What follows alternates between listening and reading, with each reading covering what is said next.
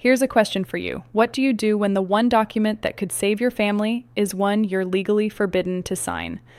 That's where I was standing 11 months ago, holding a stamp in my hand that I could not, by law, use on my own mother's behalf. Everyone in my family thought that made me useless. It's actually the reason I'm the only one who caught what was happening to her. I'm Mara. I'm 36. I'm a licensed notary and part-time bookkeeper working out of a spare room that used to be my son Theo's nursery. My family calls me the broke one. Funny thing about broke people, we're usually the only ones in the room who still count the change. This is the story of how a woman who wasn't allowed to sign a single page ended up being the only person who could stop my mother from losing everything she owned.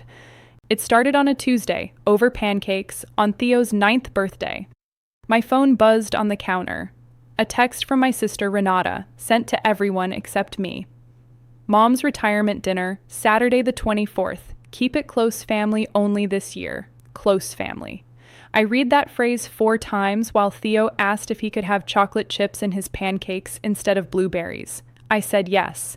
Some mornings, that's the only decision you have the energy to make well. I didn't confront anyone. I've learned that arguing with my family is like notarizing a document you already know is fake. You can refuse, but you can't make them stop trying to get someone else to stamp it. So I let it go. I made the pancakes. I did not know, pouring syrup for my son, that in 19 days I'd be standing in a banquet hall watching my mother's retirement dinner turn into something else entirely. Here's what nobody in my family understood about my job. A notary's whole purpose is refusing to rubber stamp things that don't check out. I verify identity. I confirm someone is who they claim to be, signing what they think they're signing, with a clear mind and no one standing behind them with a hand on their shoulder. It is, by design, the most boring job in the world. Until, one Thursday afternoon, it wasn't. A woman named Priya called my office. Wrong number. She meant to reach a title company 2 digits off from mine. But before I could correct her, she'd already said the name that made my whole body go still. Diane Calloway. My mother's name, on a property refinance she was trying to close. I asked her very carefully, what property? The house on Birchwood Lane, my parents' house, my father's house, technically, the one he'd paid off 11 years before he died. I didn't sleep well that night.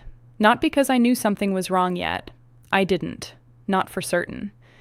But because for the first time in years, my mother's name had crossed my desk instead of my dinner table, and those 2 versions of her had never once matched. The next morning, I did the only thing I know how to do when something doesn't add up. I pulled the public record. County Recorder's Office. 10 minutes, no drama. And there it was, a refinance application filed 6 weeks earlier, notarized by someone named Wallace Kim, a name I did not recognize, at an address I did not recognize, for a woman who, according to the file, had signed in person. My mother hates driving more than 20 minutes from her own kitchen. The address on that notarization was 55 miles away. Something was wrong. I just didn't know yet how wrong. I want to tell you about my brother-in-law Curtis before I tell you what he'd actually done, because the order matters. For 6 years, Curtis had been building something, a boutique fitness franchise, he called it, 3 locations in development, always 6 weeks from a grand opening that never came. He wore the confidence like a cologne. My mother, newly retired, newly flush with a pension buyout, had started calling him her financial advisor. Not officially, just in conversation. Curtis is handling that for me now. I remember the exact dinner where it started, 2 years back, at Renata's house. Curtis had pulled out his phone to show everyone a rendering. Glass walls, a smoothie bar, a logo that looked expensive because the font was expensive, even if nothing behind it was. My mother had clapped her hands together like a woman watching her grandchild take a first step. My father, still alive then, had said nothing at all, which from him was its own kind of sentence. I'd asked one question, where's the funding coming from? And Curtis had looked at me with the patient smile men like him reserve for people who ask the wrong kind of question at the right kind of party. Investors, Mara. It's a whole ecosystem. You wouldn't necessarily see it from where you sit. Everyone laughed gently, like I'd said something charming and slightly out of my depth. I let it go. I was good back then at letting things go. I didn't yet understand that letting go and looking away are two very different muscles, and I'd been quietly building the wrong one for years. I'd heard versions of that sentence about Curtis for 6 years and let every one of them roll past me, because a man's business fantasies are his own business, right up until he starts spending someone else's pension to fund them. I called my mother that Thursday night, not to accuse, just to plant one sentence where she couldn't unhear it later. "Mom, don't sign anything with Curtis's name on it until I've read it." She laughed. Actually laughed. "Mara, honey, you're a notary, not a lawyer. This isn't your area."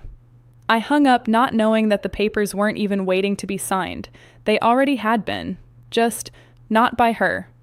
Word travels strangely in families that don't talk to each other directly. My aunt texted to ask if I'd RSVP'd to the dinner yet, as if the close family-only text had never existed. My sister called 2 days later, syrup-voiced, to explain that Mom was under a lot of stress, and maybe it would be easier on everyone if I just sat this one out. She didn't say the word broke. She didn't have to. I could hear it sitting behind her teeth. There's a particular tone people use when they're managing you instead of talking to you, and Renata had perfected it years before this. It's the tone you'd use on a client who might sue you. Careful, warm at the edges, engineered. She told me Mom just wanted an easy night, nothing complicated, and I remember thinking, even then, before I knew anything about the loan, complicated is exactly the word you use when you already know something is. People don't warn you away from simple rooms. I told her I understood, and I hung up, and I sat at my kitchen table with Theo's math homework spread out in front of me, correcting long division with one hand and turning her phrase over in my head with the other. Nothing complicated. I didn't know yet how right she was going to turn out to be about the wrong thing. I told her I hoped the dinner went well. I meant about half of that. Then I did the thing I actually do well. I opened a spreadsheet, and at the top of it, I typed one name: Calloway. If you've ever been the one who quietly keeps a family's books straight and gets none of the credit, stay with me. It gets worse before it gets better. Comment notary if you've ever had to prove something no one wanted to hear. And subscribe because you don't want to miss what was sitting in that file. The forged notarization only told me that something had happened. It didn't tell me how much, so I went back to the recorder's office and pulled everything filed against Birchwood Lane in the last year. What I found made my stomach drop in a way 6 years of bad Curtis stories never had.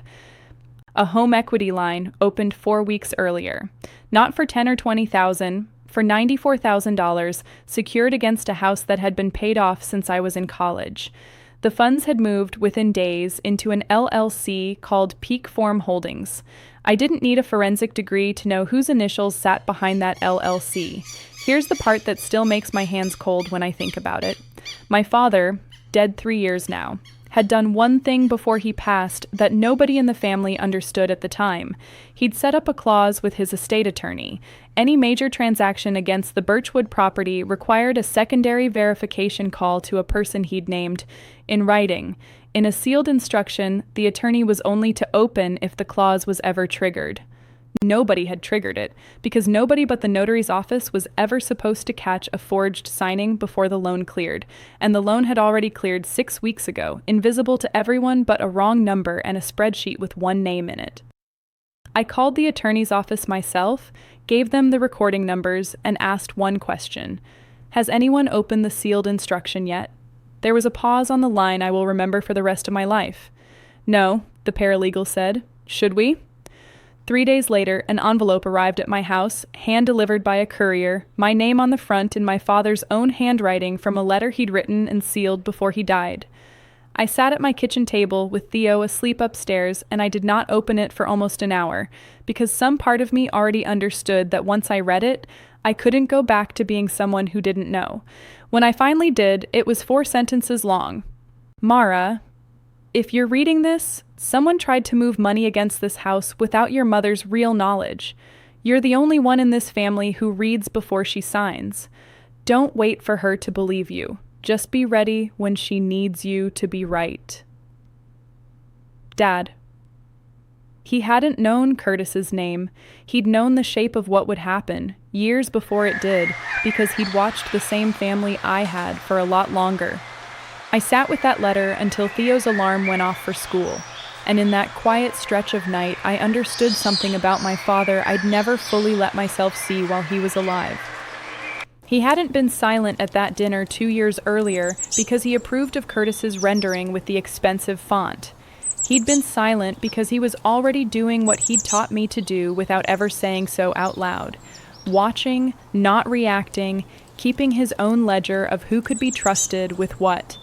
He just hadn't lived long enough to finish the job. He'd left it to the one daughter who read contracts for a living, folded into 4 sentences and a locked instruction, and trusted that I'd know what to do with it before anyone else even knew there was anything to do.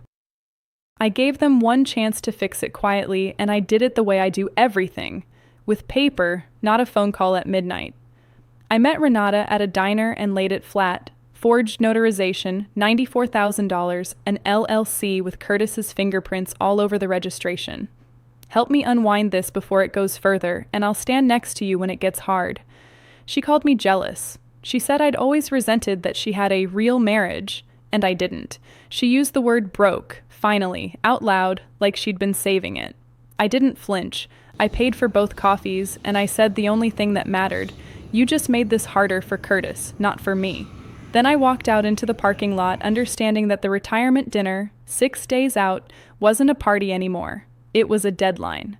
The foreclosure notice on Birchwood Lane arrived 4 days before the dinner. My mother called me at 6 a.m, and for the first time in my adult life, I did not recognize her voice. No polish in it. Just fear. They're saying I owe $94,000 on a loan I never signed for. Mara, I don't understand any of this, please. I did not say I told you. My father had asked me, in 4 sentences, not to need that satisfaction. I said, don't sign anything else. Don't talk to Curtis. I'm coming over, and I'm bringing someone who can read this faster than either of us. We had 6 days. Myself, the paralegal from my father's attorney's office, and a fraud investigator at the bank who, once I said the word forged and slid over the recorder's office printout, showing a notarization filed 55 miles from a woman who doesn't drive 15, stopped treating this like a family dispute and started treating it like a case. It took 4 days to trace the full shape of it. Curtis hadn't just borrowed against my mother's house. Peak Form Holdings had no locations, no leases, no employees. Every dollar that came in from investors went out to cover the last round of investors, and my mother's $94,000 was the newest brick in a wall that was 2 years old and built entirely out of other people's houses. She was not his first mother-in-law, she was his 4th. The investigator laid the pattern out for me on her office whiteboard like she was diagramming a sentence. A mother-in-law in one county, an aunt by marriage in another, a retired school teacher who'd trusted him with her late husband's life insurance payout the year before, each one flattered into believing she was the exception, the one who'd gotten in on the ground floor of something real. Each one too embarrassed, once the money was gone, to make noise about it. That was the actual engine of the whole scheme, not the fake franchise, not the forged notarization, but the shame. Curtis wasn't selling gyms. He was selling women a version of themselves smart enough not to have been fooled, and betting, correctly, 3 times running, that they'd rather stay quiet than admit they had been. My mother was supposed to be the 4th quiet one. She just happened to have a daughter who reads fine print for a living, and who had never once, in 36 years, learned how to be embarrassed into silence. The retirement dinner happened anyway, because my mother, even mid-collapse, could not bear to cancel it and let the room ask why. I almost didn't go. Then Theo asked if Grandma's party had cake, and some decisions really are that simple. Curtis worked the room like nothing was wrong, which told me everything about how little he understood what was coming. He was 3 drinks in, telling a table near the bar about Peak Form's next round, when my mother's old neighbor, retired, sharp, the kind of man who reads everything twice, turned to me and asked kindly, "Mara, you do the numbers for people. Is any of this real?" The room went quiet in that particular way rooms go quiet when they already suspect the answer. I stood up, not for drama, just because that's how you answer a real question. "No," I said, "it isn't. The LLC has no assets.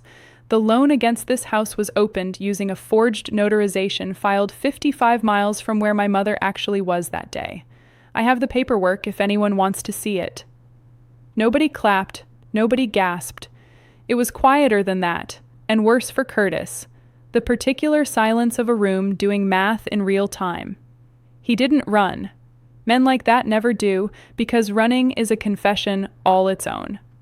He said misunderstanding twice and reached for the door anyway, and the neighbor who'd asked the question simply stood a little closer to it than politeness required, until the fraud investigator I'd looped in 3 days earlier walked through it instead, holding a folder of her own.